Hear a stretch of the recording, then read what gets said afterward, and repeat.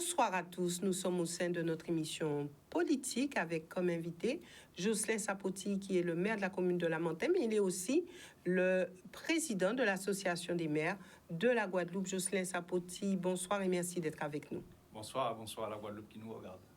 Voilà, donc c'est encore l'occasion pour les maires qui seront sur ce plateau en ce mois de janvier d'adresser leurs vœux à la population, mais bien sûr, si vous le souhaitez, si vous dites « j'ai pas envie », vous avez aussi le droit. Non, mais bien sûr, c'est la période et il faut bien sûr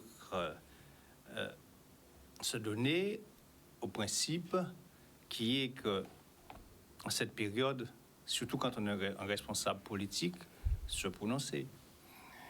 La Guadeloupe a connu une période difficile, 2022. On ne peut qu'espérer que 2023 soit meilleur. On ne peut qu'espérer que nous soyons plus solidaires. On ne peut qu'espérer que la question du travail, de l'emploi, soit une question améliorée, qu'il y ait des réponses portées aujourd'hui, en 2023, sur les problématiques prégnantes qui font que la Guadeloupe se cherche et n'a pas toujours les réponses. La Guadeloupe se cherche ou les élus se cherchent? Non, la Guadeloupe se cherche. Et heureusement que ça soit la Guadeloupe entière, c'est-à-dire les élus, mais aussi toutes les autres composantes du pays. Que 2023 soit pour nous une année qui nous permette de sortir de ce contexte qui est un contexte aujourd'hui qui ne produit pas les résultats qui pourraient donner de l'espoir. Et nous voulons espérer dans des lendemains meilleurs. Et pour espérer dans des lendemains meilleurs, il faut absolument que nous ayons confiance dans notre capacité à construire l'avenir. Et ce que je vais vous dire, c'est qu'aujourd'hui, l'avenir de la Guadeloupe dépend déjà de nous-mêmes. Et notre capacité à dire, nous sommes, nous, Guadeloupéens, en possession des possibilités de pouvoir construire notre pays avec la volonté, avec l'expertise, avec les connaissances que nous avons, avec les ressources que nous avons, avec les moyens que nous avons, partir de nous-mêmes pour pouvoir nous construire. Et ça, c'est possible. D'autres qui ont moins que nous le font. Donc 2023, pour moi, doit être une année de renaissance, une année de reconstruction, un nouveau départ. Que nous manque-t-il pour que ça se passe? Parce que c'est vrai, on dit souvent que nous sommes un peuple d'oralité, que il y a des idées, il y a tout ça, mais on a quand même l'impression que d'année en année, ce sont les mêmes vœux qui reviennent, se mettre ensemble, faire les choses, avoir la volonté, etc. D'année en année, et que se passe-t-il? Qu'est-ce qui coince? Alors, vous avez vu que je n'ai pas fait des vœux classiques, volontairement, parce que il faut sortir des sentiers battus. Et sortir des sentiers battus, c'est arrêter aujourd'hui d'être uniquement victime et de nous positionner en victime et être victimiste. La Guadeloupe connaît un certain nombre de problèmes et un certain nombre de difficultés, mais partout, il y a des problèmes et des difficultés. Sauf que tu dois t'appuyer sur tes ressources, sur ce que tu as de positif pour aller de l'avant et réparer les problèmes et les difficultés, mais ne pas mettre au cœur de ta vie, de ton quotidien, que tes problèmes et tes difficultés. Et c'est ça, aujourd'hui, que nous devons apprendre à faire en Guadeloupe, parce que nous avons des potentiels dans ce pays-là. Nous avons aujourd'hui les moyens de pouvoir nous développer et nous avons même, je peux vous dire, les moyens d'être innovants et d'être un modèle dans la Caraïbe, un modèle pour la France, un modèle pour d'autres pays et pour le monde entier. Nous sommes un petit pays, mais il n'y a pas de petit peuple. Et les Guadeloupéens sont partout dans le monde. Vous allez partout dans le monde, vous allez trouver des Guadeloupéens. Et des Guadeloupéens qui occupent des postes importants. Malheureusement, nos fils et nos filles qui sont à l'étranger, nos fils et nos filles qui construisent ailleurs ne veulent pas souvent revenir ici. Parce que ici, ils vous disent qu'ils n'ont peut-être pas leur chance et parce qu'il y a un environnement qui n'est pas assez positif et un environnement qui ne les booste pas suffisamment. Mais donc, moi, ce que je veux créer... Si on peut être vrai sur le sujet, merci de l'aborder, ça me permet d'ouvrir une parenthèse et de la refermer ensuite. Mais est-ce que on ne peut pas, les parents de ces jeunes-là n'ont pas favorisé cela? Parce que souvent, et vous le savez, on entendait des parents dire « Moi, je préfère que mon enfant parte et qu'il reste là-bas parce qu'en Guadeloupe, il n'y a rien. En Guadeloupe, il ne pourra pas s'épanouir, il ne pourra pas devenir quelqu'un d'important, etc. » Il y a eu tous ces discours qui ont fait que des jeunes sont partis et qui n'ont pas eu envie de revenir. Ça fait la fierté des fois des parents de dire « Oui, moi j'ai mon enfant qui travaille à tel endroit, dans tel pays, dans tel... » Donc aujourd'hui, est-ce que c'est pas le revers du bâton que nous avons ici en Guadeloupe? Non, il y a de tout. De toutes les façons, nous sommes une île. Et ça, vous allez voir ça dans toutes les îles. Quand on est un îlien, on est poreux, on est ouvert au monde. Et ça, c'est une des caractéristiques qu'on va trouver dans n'importe quel territoire qui est îlien. Le fait d'être entouré d'eau, c'est naturel, c'est comme ça, on est ouvert sur le monde. Donc, qu'il y a des Guadeloupéens qui partent ailleurs et qui s'installent ailleurs, c'est normal. Il y a une grosse période d'incitation à cela. Voilà, reconnaissons-le. Voilà. Qu'il y ait maintenant des politiques pour pousser les Guadeloupéens à s'expatrier sans une possibilité de retour, ça a été fait pendant longtemps, ça nous a fait beaucoup de mal, ça a saigné le pays, il faut dire la vérité, ça a saigné le pays et aujourd'hui nous en payons le prix sur le plan démographique et ça il faut le combattre, ça il faut le combattre. Et pour le combattre, il faut que nous Guadeloupéens, nous ayons confiance en nos possibilités, que nos frères, nos sœurs, nos fils, nos filles qui sont à l'étranger, qu'ils aient confiance en la Guadeloupe et en la capacité pour eux de revenir et de construire dans le pays. Ça, c'est important. Que ceux qui aillent chercher de l'expérience, de l'expertise ailleurs, qu'on puisse les encourager à le faire, mais à construire des réseaux avec la Guadeloupe. Parce qu'on va réussir aussi avec la diaspora guadeloupéenne, la diaspora antillaise qui est à l'étranger. Et tout pays se construit aussi avec sa diaspora. Donc, il faut pouvoir faire ça. Et nous ne savons pas quelle chance que nous avons que d'avoir des Guadeloupéens qui sont qualifiés et qui sont de par le monde entier. Mais pour ça, il faut pouvoir construire le réseau. Il faut ceux qui vont revenir et ceux qui vont rester de l'autre côté.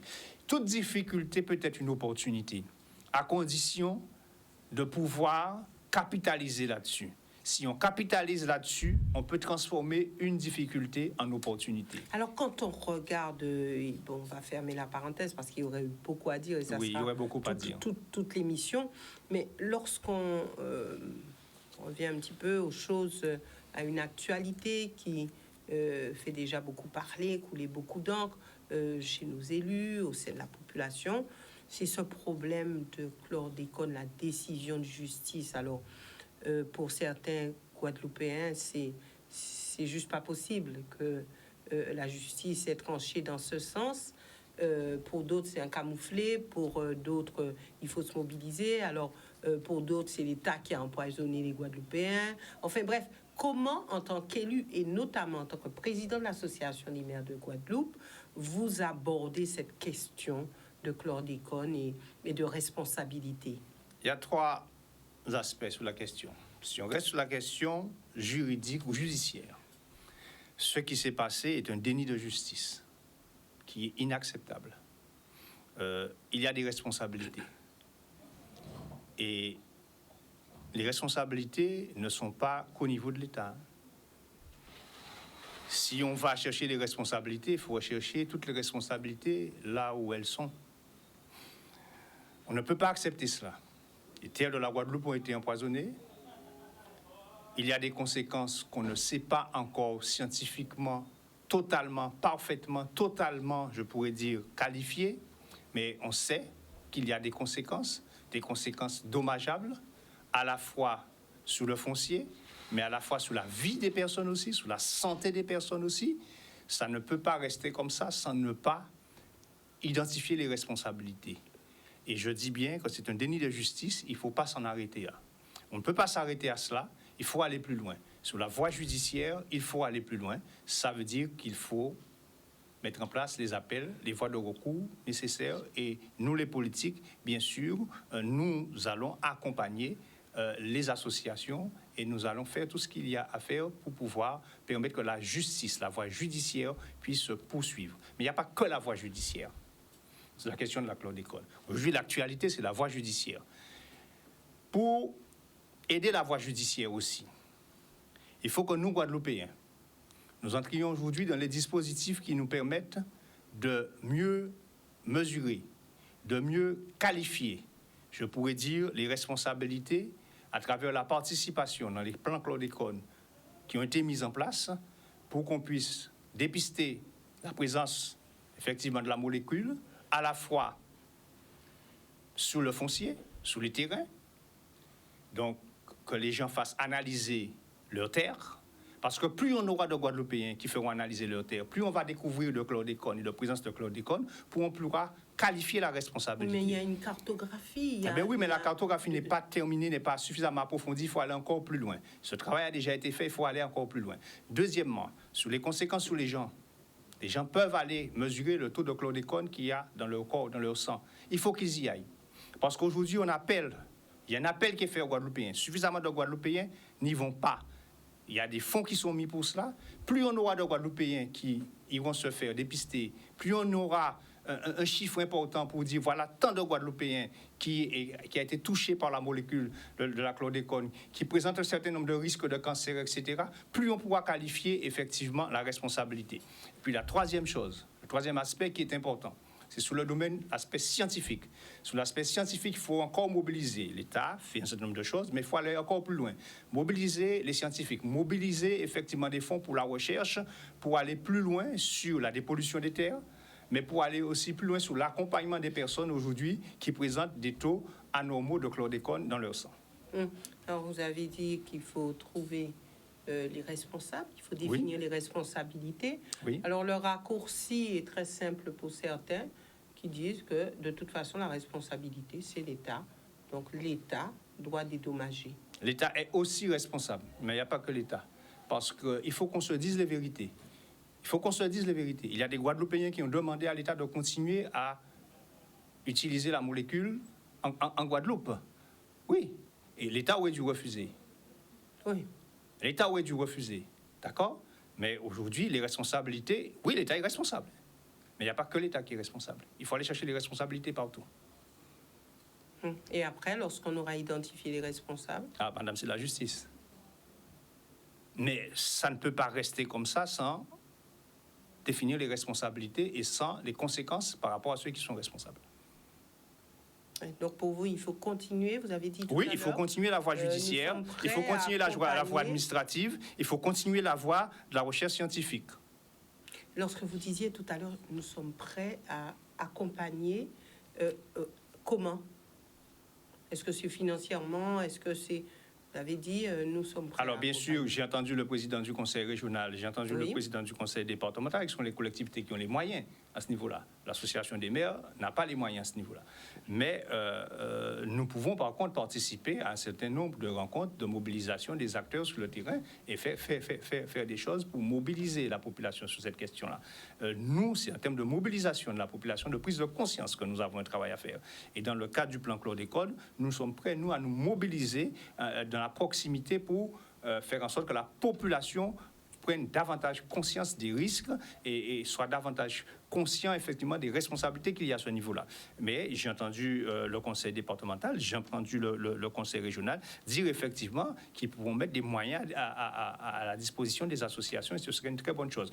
Moi, je peux mettre des moyens en tant que maire à la disposition des associations, chose que je fais déjà, c'est-à-dire permettre à ces associations de se réunir, permettre effectivement que les locaux de la mairie soient à leur disposition, permettre que les moyens de communication de la mairie soient à leur disposition. Oui, je peux faire ça. Alors, Jocelyn Zapoti, maintenant, on a ce dossier, hein, chlordécone. Il y a aussi le débat institutionnel. Pour vous, quelle est la priorité entre les deux? Les deux, je ne mélange pas. Ce sont des choses totalement Parce que ce sont des combats à mener. Qui peuvent être menés en parallèle, d'accord? Il y a une priorité, bien sûr, sur la recherche de responsabilité en matière de chlordécone, comme il y a surtout, et je dis, il y a surtout une priorité en matière de recherche scientifique sur la dépollution des terres et sur comment utiliser ces terres qui sont chlordéconées. Et il y a une priorité, et pour moi la plus grosse priorité c'est celle-là, c'est comment accompagner les gens qui ont un taux anormal de chlordécone, de molécules de chlordécone effectivement dans leur corps, dans leur sang. Donc ça, pour moi c'est la première des priorités parce que c'est là il faut accompagner les gens pour sauver des vies. Après, sur la question institutionnelle qui fait débat aujourd'hui, il faut savoir ce qu'on veut. Est-ce que on doit définir un objectif et dire que la question institutionnelle, on l'entend comme on l'a toujours entendu, je pourrais dire dans la conscience collective, parce qu'il faut dire les choses, quand on dit ça ici, les gens entendent collectivité unique. Ah ben bien sûr, vous parlez à Goldpen, la question, ils voient tout dans la tête. Pour moi, ce n'est pas ça. Pour moi, ce n'est pas ça. La question institutionnelle, c'est comment réformer les institutions, transformer les institutions pour plus d'efficacité des politiques publiques, et ça pour mieux servir la population. Et pour vous, ça s'arrête là? Non, ça commence là. Ça commence là. C'est une question. C'est une démarche. Donc, c'est créer un cadre, et ce cadre-là permettrait effectivement qu'on puisse faire tomber un certain nombre de tabous et qu'on puisse se dire et se poser toutes les vraies questions de remise en cause des institutions, mais pour que ces institutions soient au service des politiques publiques et de l'efficacité des politiques publiques. Donc, ma vraie démarche, c'est celle, et je l'ai dit aujourd'hui, avec le président de l'UNCAS, l'Union nationale des CCAS, qui est aujourd'hui en Guadeloupe. Ça fait 2 jours qu'on passe ensemble sur le territoire à rencontrer effectivement les CCAS de la Guadeloupe sur la question, bien sûr, de la misère sociale en Guadeloupe, ce qui est important. Le principe, c'est le principe de subsidiarité. Alors, c'est un mot peut-être savant, mais qui veut tout dire. C'est comment mettre en place des responsabilités pour que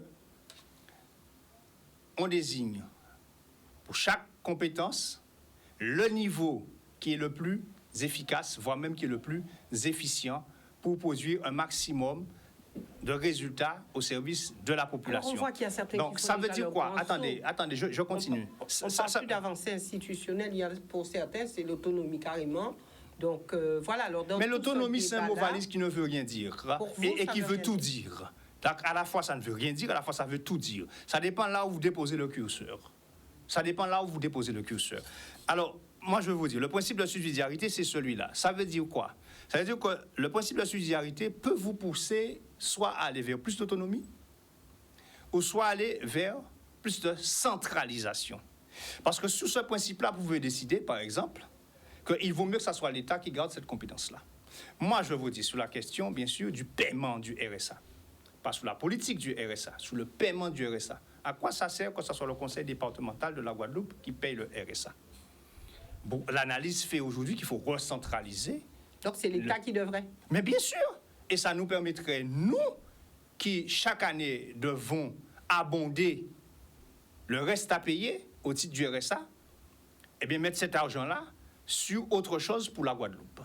Mais la politique du RSA maintenant, qui est autre chose, et d'accompagnement des personnes qui sont au niveau du RSA pour sortir du RSA, doit être décentralisée. Donc pour vous, il faut revenir en arrière sur la question du RSA. Non, je ne dirais pas revenir en arrière, c'est toujours nous qui l'avons payé.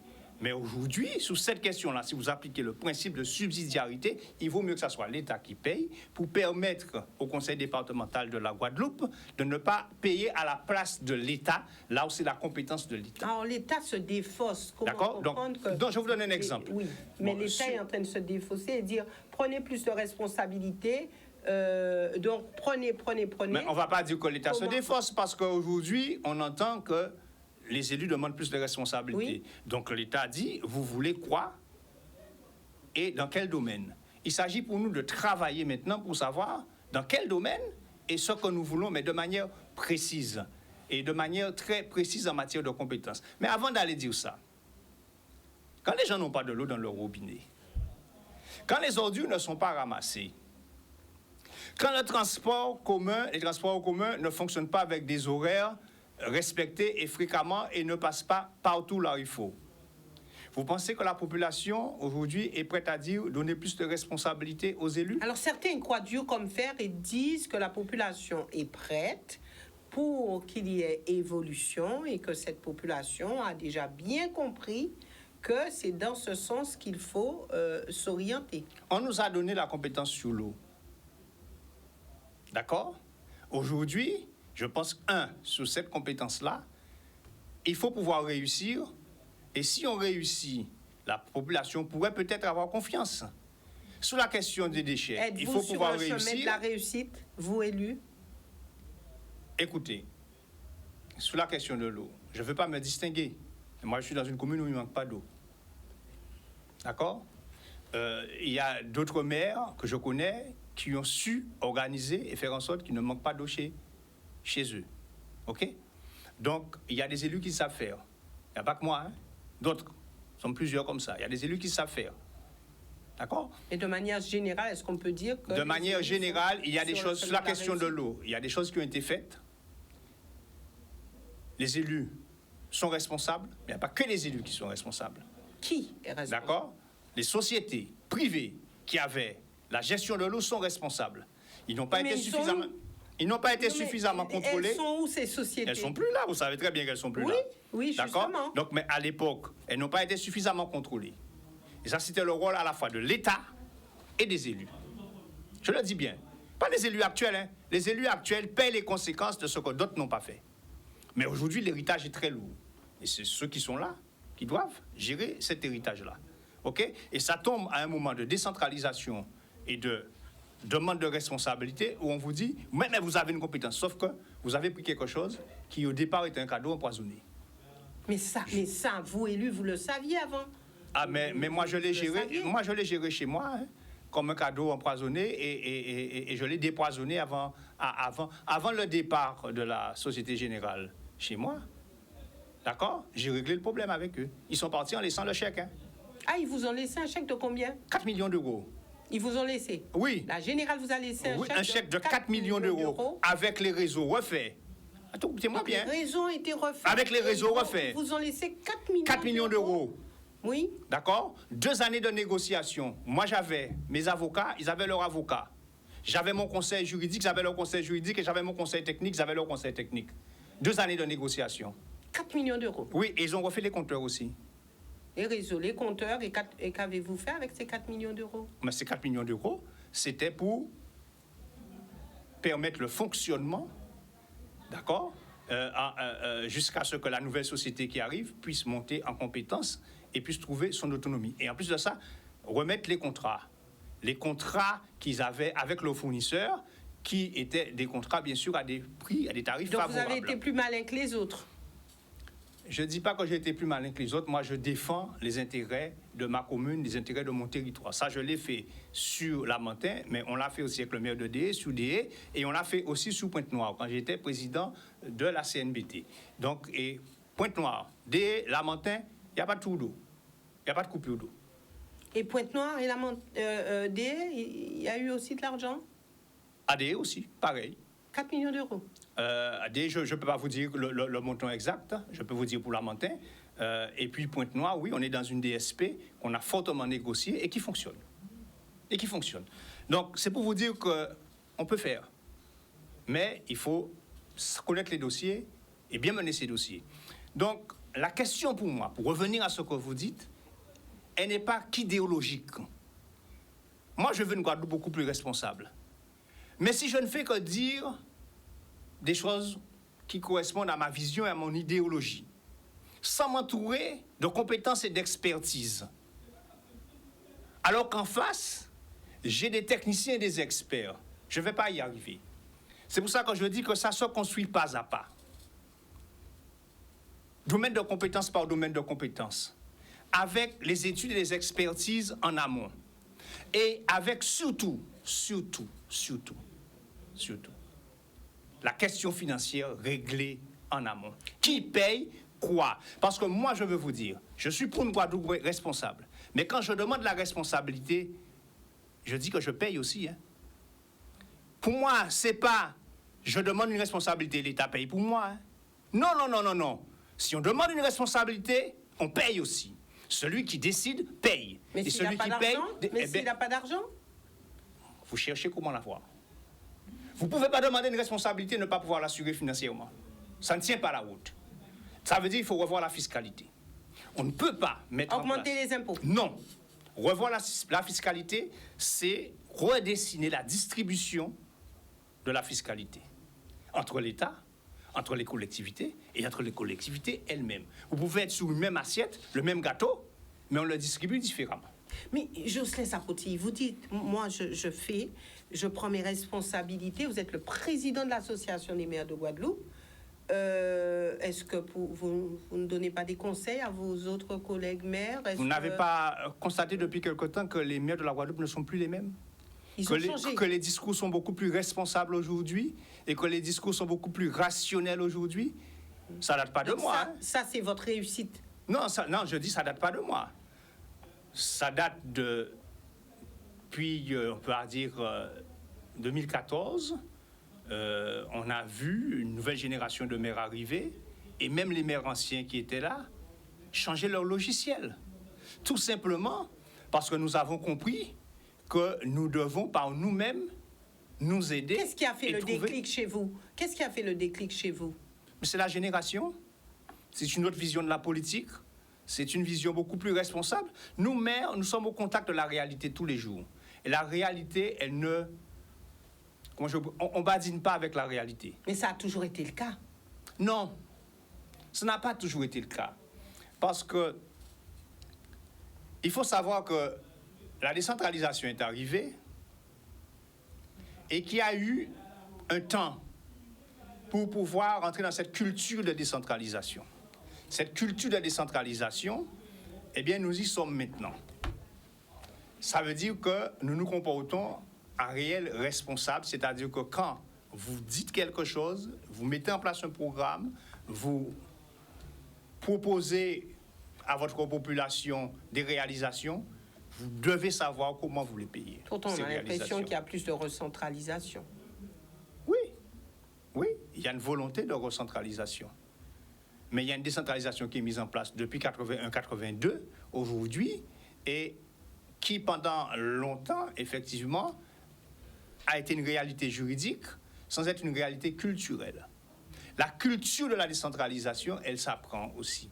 Et cette culture de la décentralisation est entrée aujourd'hui, je peux dire, dans la classe politique. Et c'est pour ça qu'il y a cette volonté qui demande plus de responsabilité dans cette culture de décentralisation. Sauf que, la culture de décentralisation et de responsabilité doit s'accompagner aussi d'une culture d'expertise et d'accompagnement en termes d'expertise et de rationalisation. Et je peux vous dire qu'en Guadeloupe, nous avons l'expertise. Nous avons des cadres qui sont compétents. Nous avons du personnel compétent. Il suffit aujourd'hui de donner plus de place à la rationalité dans ce que nous sommes en train de faire que de l'émotion. Et c'est ça notre problème en Guadeloupe. Je peux vous le dire, qu'on soit content ou pas content avec Jocelyne Sapoti, il y a trop d'émotions dans nos décisions, il y a trop d'affectifs dans nos décisions. Trop de clientélisme politique. Il y a eu trop de clientélisme politique, mais... Ça n'existe plus. Non, mais il faut comprendre. Les maires d'avant, ou les élus d'avant, qui faisaient du clientélisme politique, ils répondaient quand même à une demande sociale. Même s'ils le faisaient de manière partisane, je peux le dire, ils le faisaient d'abord pour Mounayo, mais ça répondait quand même à un besoin. C'est à des familles qui donnaient à manger, c'est à des familles qui donnaient du travail. Et vous ne le faites plus maintenant? Mais on ne peut plus se permettre ça aujourd'hui. On ne peut plus se permettre ça aujourd'hui.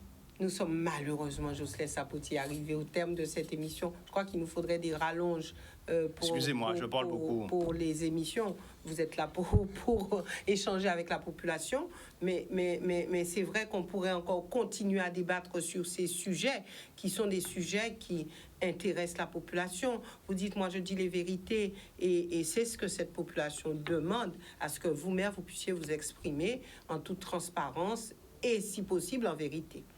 En tout cas, Jocelyn Sapoti, merci d'être venu sur ce plateau. Merci à vous aussi, téléspectateurs, de nous suivre. Et puis, nous aurons l'occasion de faire un petit tour de votre commune, voir un petit peu quelles sont les réalisations qui ont été faites en 2022 et surtout, quelles sont vos priorités pour 2023, au-delà de ce que vous avez dit ce soir sur ce plateau.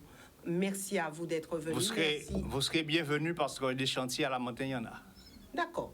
Merci à vous, téléspectateurs, de nous avoir suivis. Nous nous retrouvons demain pour une autre émission politique. Excellente soirée à tous.